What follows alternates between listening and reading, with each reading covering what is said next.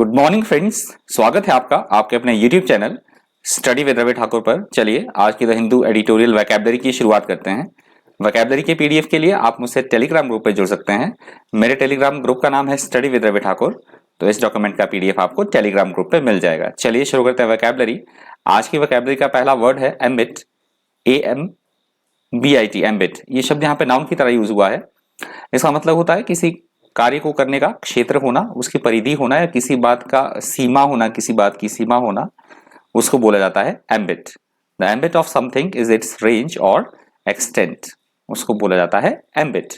अगला शब्द है एस्पिरेंट। एस्पिरेंट यहाँ पे नाउन की तरह यूज हुआ है। इसका मतलब होता है किसी कंपटीशन की तैयारी करने के लिए, जैसे हम कोई कंपटीशन की तैयारी कर रहे हैं, कोई भी कर रहा है कंपटीशन की तैयारी, तो उसको बोला जाएगा महत्वाकांक्षी, किसी काम को करने की इच्छा रखना, प्रार्थी होना, या फिर कोई इलेक्शन लड़ रहा है तो उसको भी उम्मीदवार की सेंस में इसका यूज कर सकते हैं हम इस वर्ड का, एस्पिरेंट का। A person who wants to win a competition और get an important position, that is called aspirant. अगला शब्द है रेलेवेंस। रेलेवेंस यहाँ पे नाउन की तरह यूज हुआ है। इसका मतलब होता है किसी बात का औचित्य होना, उसका महत्व होना, उसका कितना सिग्निफिकेंस है, उसका कितनी इंपॉर्टेंस है, उसको बोला जाएगा relevance. Something's relevance to a situation और पर्सन इज इट्स इंपॉर्टेंस और सिग्निफिकेंस इन दैट सिचुएशन और to that person, that is called relevance. अगला शब्द है डिस्क्रेशन। डिस्क्रेशन यहाँ पे नाउन की तरह यूज हुआ है। इसका मतलब होता है सोच समझकर, बड़े सोच विचार करके, सावधानी पूर्वक, समझदारी से काम लेकर कोई डिसीजन लेना या फिर कोई काम करना, विवेकशीलता के साथ कोई काम करना, उसको बोला जाता है discretion. Care in what you say and do so as not to cause embarrassment और डिफिकल्टी फॉर समबडी, और हम बोल सकते हैं और the freedom and power to make decisions by yourself, that is called discretion. अगला शब्द है प्रोपोजिशन। प्रोपोजिशन यहाँ पे नाउन की तरह यूज हुआ है। इसका मतलब होता है कोई विचार, किसी काम के बारे में कोई अपना मत रखना, विचार होना, कोई योजना बनाना या फिर कोई सुझाव होना, उसको बोला जाता है प्रोपोजिशन।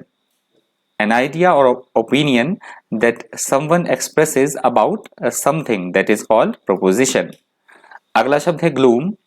ग्लूम यहाँ पे नाउन की तरह यूज हुआ है। इसका मतलब होता है उदासी की स्थिति होना, निराशा की स्थिति होना या फिर अवसाद की स्थिति होना, उसको बोला जाता है gloom. A feeling of being sad and without hope, that is called gloom. अगला शब्द है इंटीग्रेशन। इंटीग्रेशन यहाँ पे नाउन की तरह यूज हुआ है।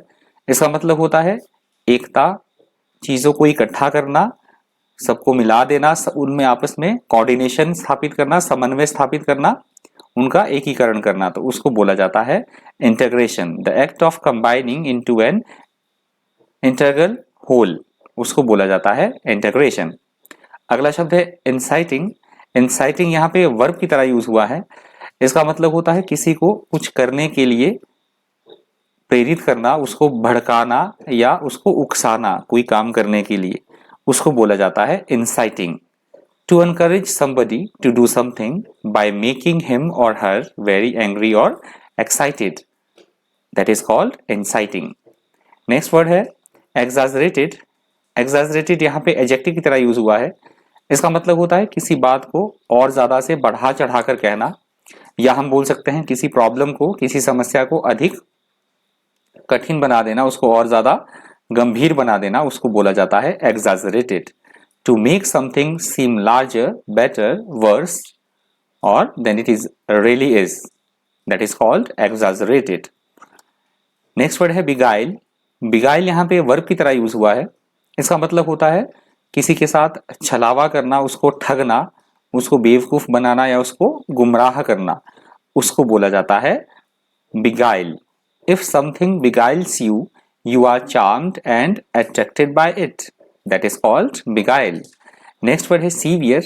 सीवियर यहाँ पे एडजेक्टिव की तरह यूज हुआ है। इसका मतलब होता है ऐसी कोई स्थिति जो बेहद गंभीर हो, कष्ट देने वाली हो या दुखदाई हो, उसको बोला जाता है सीवियर।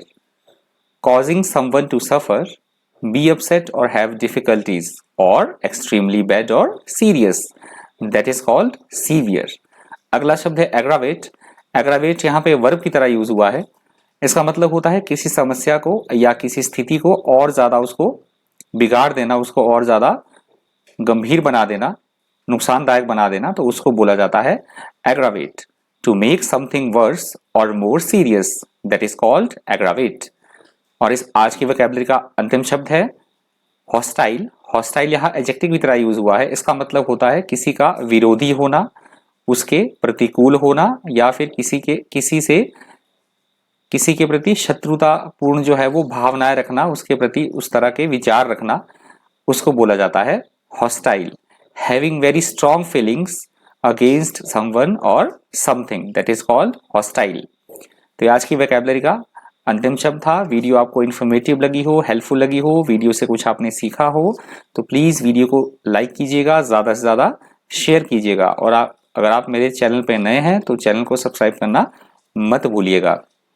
यदि आपने वोकैबुलरी की ऑडियो सुनना है तो आप मुझे खबरी ऐप पे फॉलो कर सकते हैं। आप प्ले स्टोर से जाके खबरी ऐप डाउनलोड करके वहाँ पे मेरा चैनल आपको मिल जाएगा। तो वहाँ पे प्रीवियस जितना भी मैंने वोकैबुलरी का वीडियो बनाया है तो आप खबरी पे उसकी ऑडियोज सुन सकते हैं। तो आप मुझे खबरी पे भी फॉलो कर लें। तो आज की वोकैबुलरी इतनी ही थी। Thank you, thanks for watching.